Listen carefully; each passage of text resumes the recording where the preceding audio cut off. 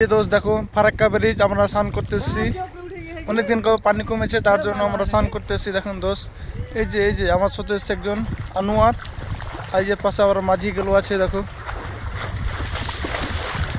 পাশে মাঝিগুলো, এই যে দেখুন আনোয়ার, এটা আনোয়ার খুবই ড্যান্সের মাস্টার, খুব আমাদের এখানে খুব ড্যান্সের এটা। আর ওই যে অনেক দূরে দেখা যাচ্ছে মাঝিরা নৌকাতে বসে আছে, তাদের কাছে আমরা ইলিশ নিব বলেছি। ইলিশের দাম অনেক, এখানে 1600 টাকা কেজি ইলিশ বলছে। আমরা দাম দেখে আমরা কিছু বলতে পারছি না, লুবো কি লুবো না।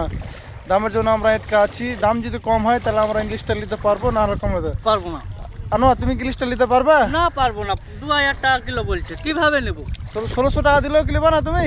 না, আমি 1000-1200 মধ্যে নেবো। ও ঠিক আছে, আনোয়ার এখন 1000-1200 মধ্যে ইলিশ খুঁজছে। ইলিশটা ওজন প্রায় 1 কেজি আছে, তার জন্য দামটা বেশি। বলছে 3000, ইলিশটা ওরা দাম 3000 বলছে, আমরা 1500-16তে আছি। মানে আমরা গরিব লোক তো ইলিশ কেনার সামর্থ্য অত নেই, তার জন্য আমরা কম করে বলেছি। ঠিক আছে দোস্ত, তাহলে বাই, আমরা এই শেষ।